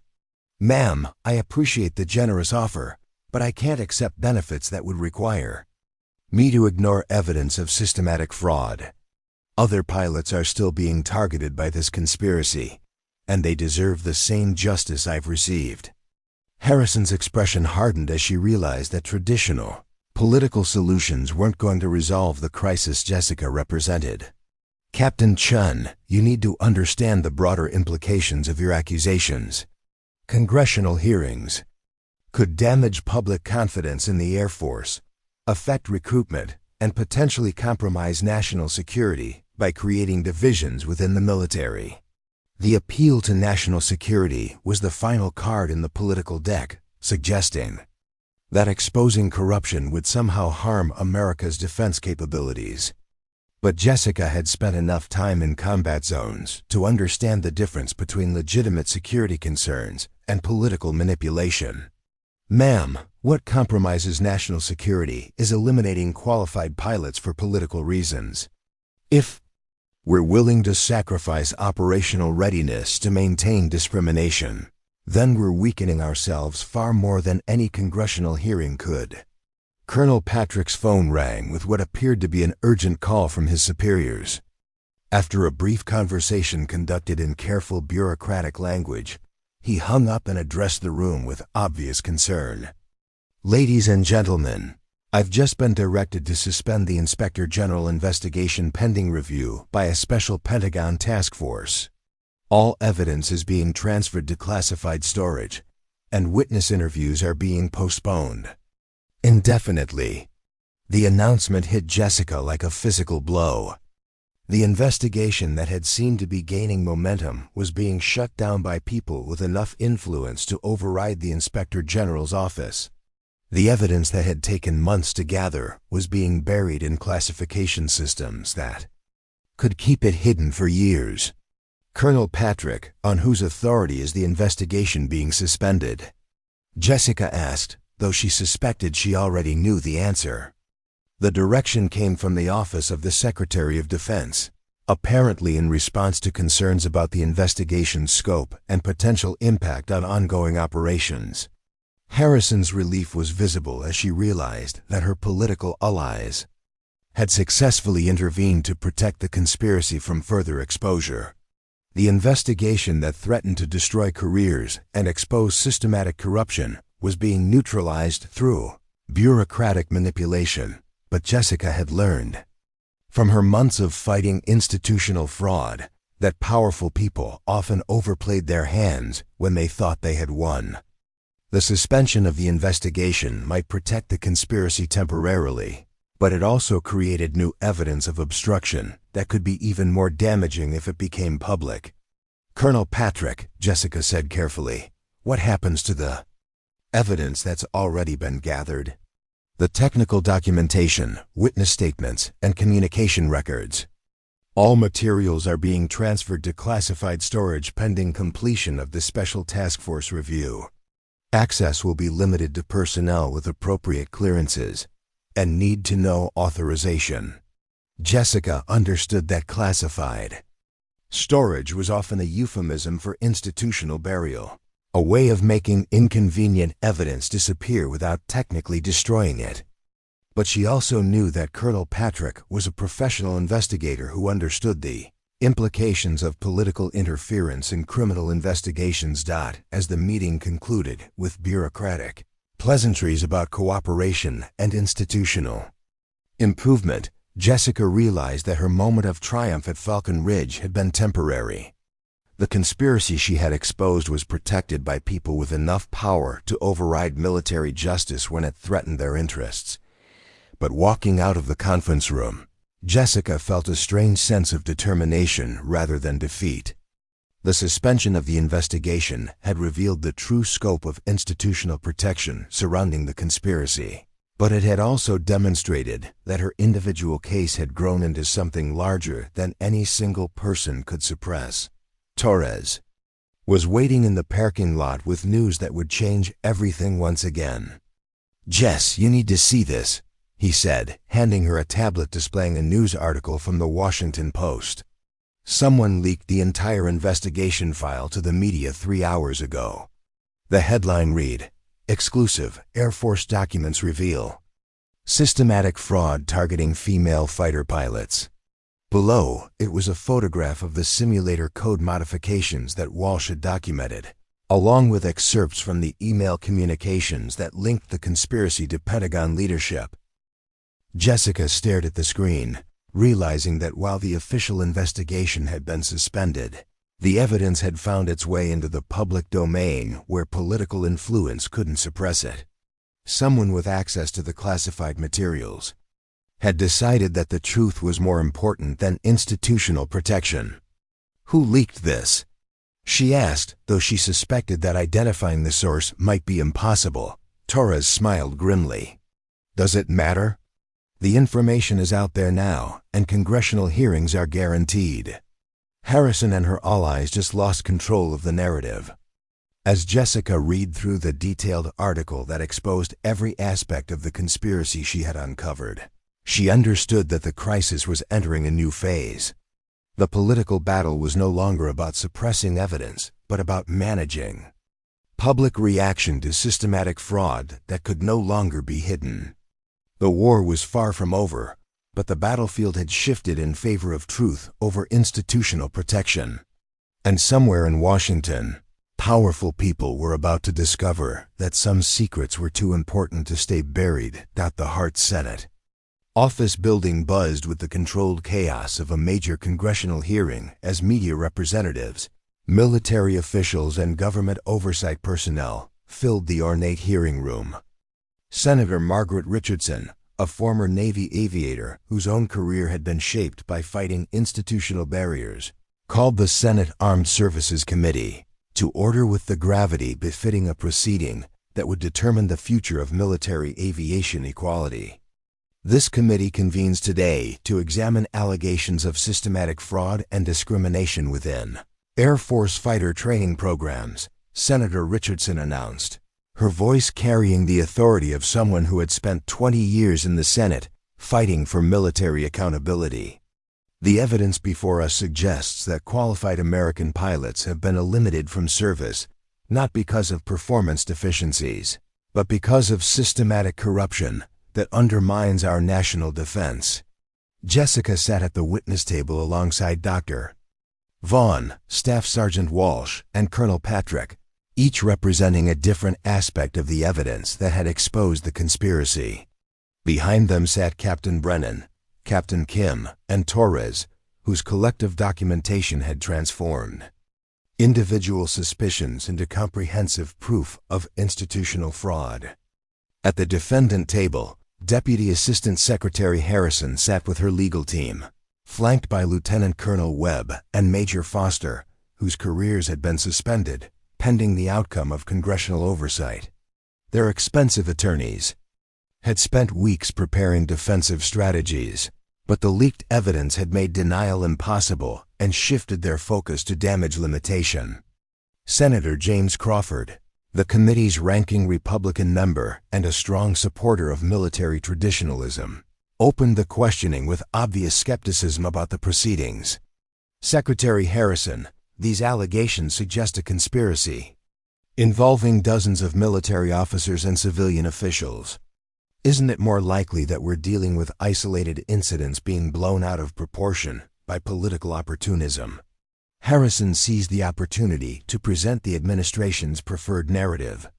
Senator Crawford, the Air Force has always maintained the highest standards for combat aviation.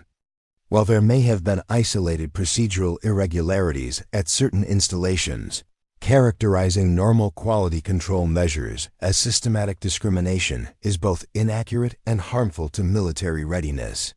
Senator Richardson's response was swift and devastating. Secretary Harrison, the evidence before this committee includes documented software modifications specifically designed to generate false performance evaluations, financial records showing coordinated payments for fraudulent simulator installations, and communication logs that demonstrate planning and coordination between multiple installations. These aren't isolated incidents.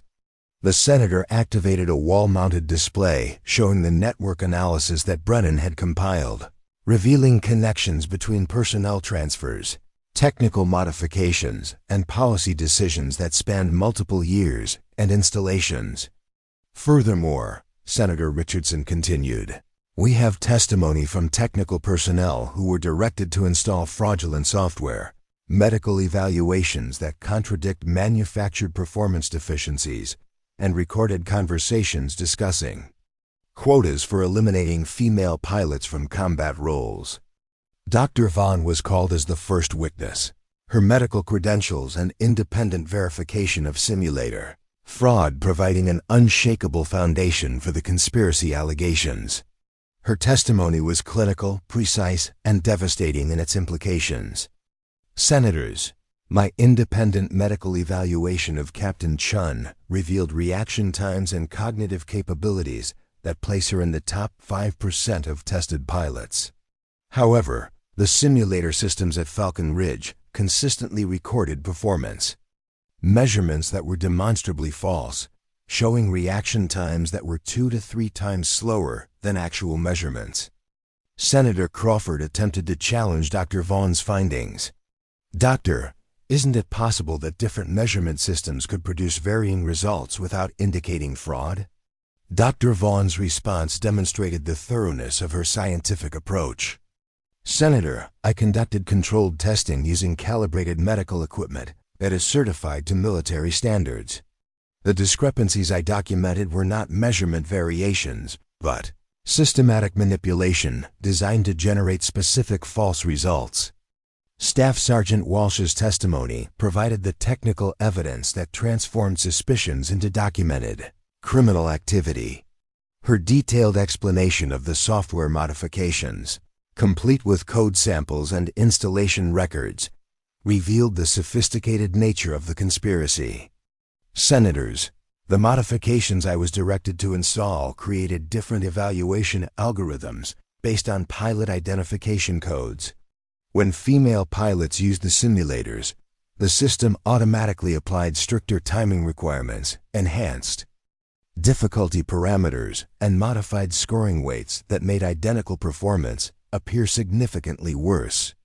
Senator Richardson leaned forward with the expression of someone who had found the smoking gun she'd been seeking.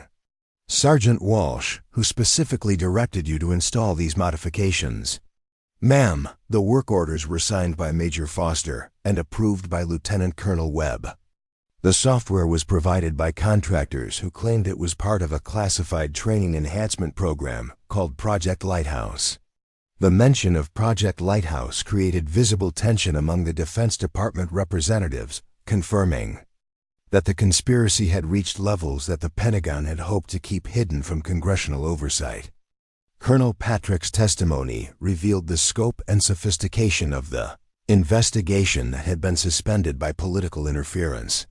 His documentation of multi-base coordination, financial irregularities, and communication patterns painted a picture of systematic corruption that extended far beyond individual bias. Senators, our investigation identified identical fraudulent modifications at Shaw Air Force Base, Langley Air Force Base, and Nellis Air Force Base, all implemented following coordination with officials at Air Force Personnel Command. The pattern suggests centralized planning and coordination at levels that required significant institutional authority. Senator Crawford made a final attempt to minimize the conspiracy's scope. Colonel Patrick, isn't it possible that these similarities resulted from standard Air Force procedures rather than coordinated fraud? Patrick's response demolished any remaining pretense that the evidence could be explained by normal administrative processes. Senator, the software modifications were specifically designed to target pilots based on gender identification codes.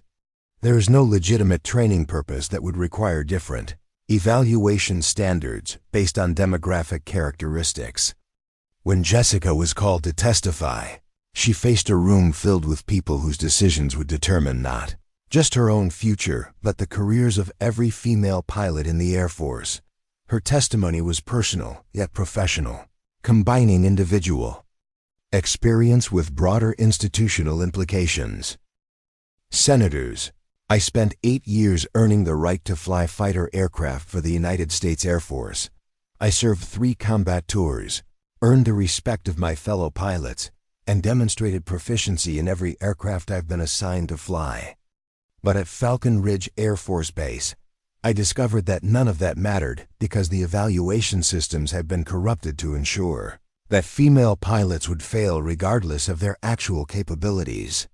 Senator Richardson guided Jessica through the timeline of her experience from the initial suspicious simulator scores through the discovery of systematic fraud to the exposure of multi-base conspiracy. Captain Chun, what would have happened to your career if you had accepted the transfer offer rather than challenging the fraudulent evaluations? Jessica's response captured the broader implications that extended beyond individual careers.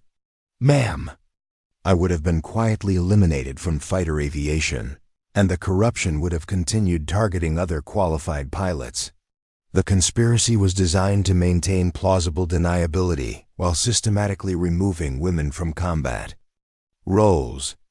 Senator Crawford's cross-examination attempted to portray Jessica as a disgruntled officer seeking attention rather than a whistleblower exposing institutional corruption.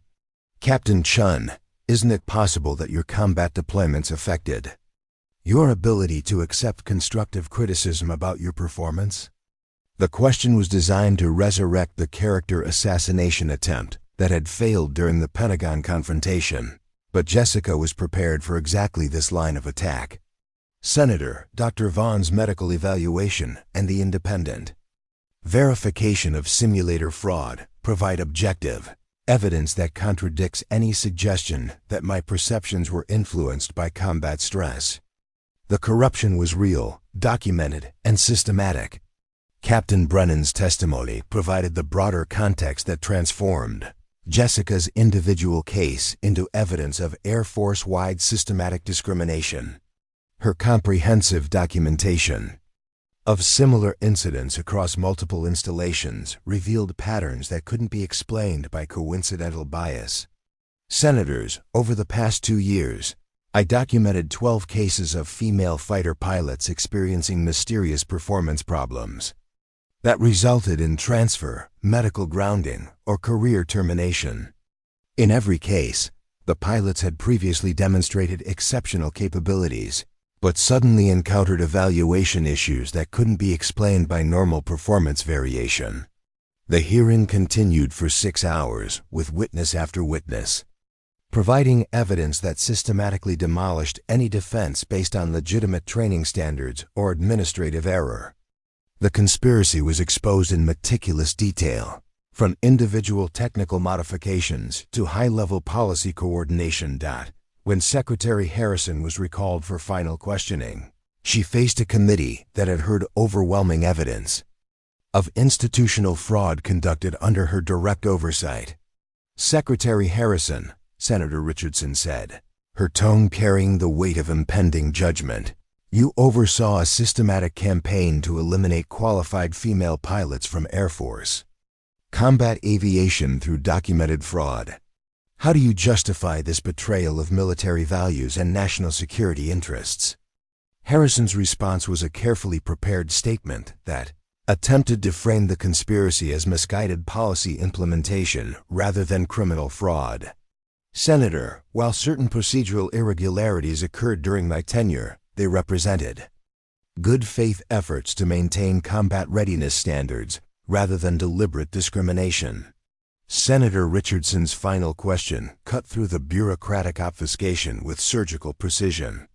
Secretary Harrison, staff modifications to computer software, specifically designed to generate false performance evaluations based on gender identification codes, represent good faith policy implementation? The question hung in the committee room like an indictment that couldn't be answered without admitting criminal intent. Harrison's silence confirmed what the evidence had already proven beyond doubt. The committee's final deliberations were conducted in executive session, but the outcome was announced publicly with language that left no doubt about congressional conclusions. This committee finds that senior Air Force leadership engaged in systematic fraud designed to eliminate qualified female pilots from combat aviation roles. Senator Richardson announced, the evidence reveals criminal conspiracy involving software manipulation, fraudulent performance evaluations, and deliberate misrepresentation of pilot capabilities. The recommended sanctions were comprehensive and devastating. Secretary Harrison was referred to the Department of Justice for criminal prosecution. Lieutenant Colonel Webb and Major Foster faced court-martial proceedings on charges of conspiracy, fraud, and conduct prejudicial to military order. The entire Project Lighthouse program was terminated, and all affected pilots were offered reinstatement with full compensation for career damages. But the most significant outcome was institutional reform that extended far beyond punishment of individual conspirators. The Air Force was directed to implement independent oversight of all training evaluation systems, mandatory gender-blind assessment protocols, and whistleblower protection programs that would prevent similar conspiracies from developing. As Jessica walked out of the Hart Building that evening, she was surrounded by reporters seeking comment on the historic hearing that had exposed systematic military discrimination and forced institutional accountability. Captain Chun, how does it feel to have exposed a conspiracy that reached the highest levels of Air Force leadership? Jessica paused to consider her response, thinking about all the pilots whose careers had been destroyed before the truth was finally revealed. It feels like justice, but it also feels like a beginning rather than an ending. The real victory will be measured by whether future pilots can serve based on their capabilities rather than their demographics. The congressional hearing had provided vindication and institutional reform, but Jessica understood that changing military culture would require sustained effort from people committed to excellence over discrimination. The conspiracy had been exposed and punished, but the work of building a truly merit-based system was just beginning. That night, as she reviewed news coverage that described the hearing as a landmark victory for military equality, Jessica felt the satisfaction of mission accomplished, mixed with determination to ensure that no other pilot would face the systematic fraud she had encountered. The sky was finally open to everyone qualified to fly in it, and Jessica intended to make sure it stayed that way. 2 years after the congressional hearing that ended the most significant discrimination scandal in Air Force history, Lieutenant Colonel Jessica Chen stood on the flight line at Nellis Air Force Base, watching the next generation of F-22 pilots complete their initial training. The Nevada sun cast long shadows across the tarmac where advanced fighter aircraft sat ready for missions that would be flown by pilots selected purely on merit rather than demographic considerations. The transformation had been more comprehensive than anyone had imagined possible. The Equality in Military Aviation Act, signed into law 6 months after the hearing, had mandated fundamental changes to pilot selection, training evaluation, and career progression that extended across all military branches. What began as Jessica's individual fight against fraudulent simulator scores had evolved into institutional reform that protected every service member from systematic discrimination.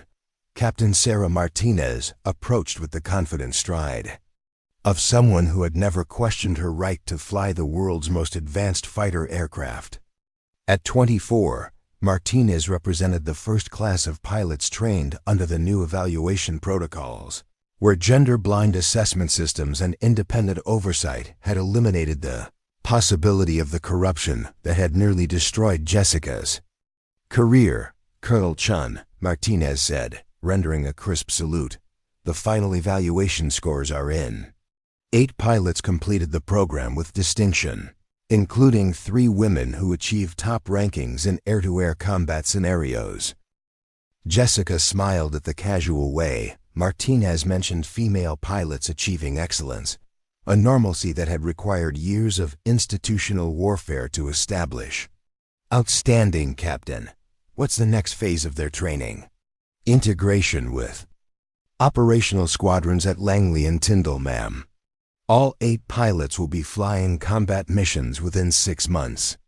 The conversation was interrupted by the arrival of Dr. Patricia Vaughn, now serving as the Air Force Surgeon General and architect of the medical oversight protocols that had become the gold standard for military pilot evaluation. Her transformation from base flight surgeon to service-wide leader represented the kind of career progression that merit-based systems could produce when corruption was eliminated. Jessica, Dr. Vaughn said, using the informal address that had developed during their years of working together on aviation reform, I wanted to update you on the latest assessment numbers. We've evaluated over 2,000 pilots using the new protocols, and the performance improvements have exceeded every projection.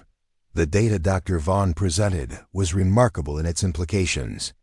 When evaluation systems measured actual capability rather than demographic assumptions, pilot performance across all categories had improved significantly. Aircraft accident rates had dropped, mission success rates had increased, and pilot retention had reached historic highs. The most interesting finding, Dr. Vaughn continued, is that removing discriminatory evaluation practices didn't just help female pilots. Male pilots who had been overlooked because they didn't fit traditional profiles are now succeeding at unprecedented rates. Merit-based selection benefits everyone. Jessica had observed this phenomenon firsthand during her tenure as Director of Aviation Equality Oversight, a position created specifically to ensure that the reforms mandated by Congress were implemented effectively. Her office monitored evaluation systems, every Air Force installation, investigated complaints of discriminatory practices, and provided independent verification of pilot assessment protocols. The work had revealed that the conspiracy she had exposed was symptomatic of broader institutional problems that extended beyond gender discrimination. The same systems that had been manipulated to eliminate female pilots had also been used to advance politically connected officers over more qualified candidates, creating a culture where personal relationships mattered more than professional competence. Colonel Marcus Torres, now serving as the Air Combat Command's Deputy Director of Operations, joined the group with news that demonstrated the global impact of American military aviation reforms. Jessica, I just got off the phone with our NATO counterparts. The Royal Air Force and German Luftwaffe are implementing evaluation protocols based on our new systems. They're calling it the Chen Standard for Aviation Equality. The international recognition reflected how thoroughly the reforms had transformed military aviation culture. When the world's most advanced Air Force demonstrated that inclusive excellence produced superior results, other nations quickly adopted similar approaches to maximize their own capabilities. How's the criminal prosecution proceeding? Jessica asked, referring to the ongoing federal case against the conspiracy's leaders. Torres's expression grew serious. Harrison received 8 years in federal prison for conspiracy and fraud. Webb got 6 years, Foster got 4. The civilian contractors who provided the fraudulent software are facing separate charges that could add significant time. The criminal convictions had sent a clear message throughout the military that systematic discrimination would be prosecuted as seriously as any other form of institutional corruption. But Jessica understood that the real victory wasn't punishment of past conspirators, but prevention of future discrimination through systemic reform. Staff Sergeant Jennifer Walsh approached the group with the tablet computer that had become her signature tool for monitoring aviation training systems. Now serving as the Technical Director of Evaluation Oversight, Walsh had transformed from reluctant whistleblower to the Air Force's leading expert on preventing technological manipulation of assessment systems. Colonel Chun, Walsh said, the quarterly audit results show all systems operating within normal parameters. No anomalies detected, and all evaluation scores are correlating properly with independent assessments. The technical vigilance that Walsh maintained represented one of the most important lessons learned from the conspiracy, that preventing discrimination required constant monitoring rather than one-time reform. The system she oversaw provided real-time verification that evaluation protocols were functioning as designed, making it virtually impossible for future conspiracies to manipulate pilot assessments. General Catherine Morrison, now serving as the Air Force Chief of Staff and the highest-ranking female officer in service history, arrived for the ceremony that would commemorate the 2nd anniversary of the reforms. Her presence symbolized how thoroughly the institutional barriers had been dismantled when merit became the sole criterion for advancement. "Ladies and gentlemen," General Morrison announced to the assembled pilots and officials, "today we celebrate not just the exposure of systematic fraud, but the institutional courage to confront uncomfortable truths about our own organization." Her speech acknowledged that reform had required more than just changing evaluation systems. It had demanded cultural transformation that challenged decades of assumptions about military aviation and leadership. Officers who had built careers on traditional networks had been forced to adapt to systems where performance mattered more than connections. The conspiracy that Lieutenant Colonel Chun exposed represented a betrayal of everything the Air Force claims to value: integrity, service, and excellence. But our response to that betrayal has proven that American military aviation can live up to its highest ideals when we have the courage to enforce them. Captain Lisa Brennan, now serving as the Inspector General's Director of Institutional Integrity, had spent 2 years documenting the broader impact of the reforms. Her comprehensive analysis revealed that eliminating discriminatory practices had strengthened every aspect of military aviation operations. "The performance improvements we've measured aren't just statistical," Brennan explained during the ceremony. "We have concrete evidence that merit-based selection has enhanced mission readiness, improved pilot retention, and strengthened our competitive advantage over potential adversaries." Her research had identified secondary benefits that the reformers hadn't anticipated.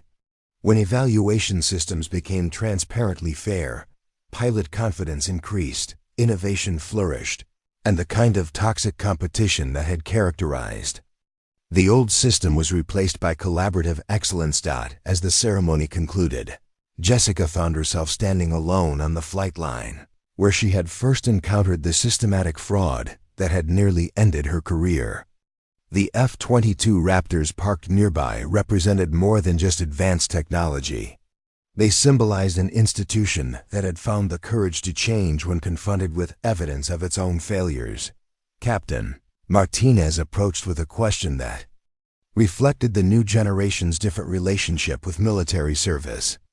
"Colonel Chun, what advice would you give to pilots who want to follow your example of standing up to institutional corruption?" Jessica considered the question carefully, thinking about all the pilots who had been destroyed by the conspiracy. before anyone found the courage to challenge it. Captain, the most important thing is remembering that the institution serves the mission, not the other way around. When you see something that compromises mission effectiveness, you have a duty to address it regardless of the personal cost.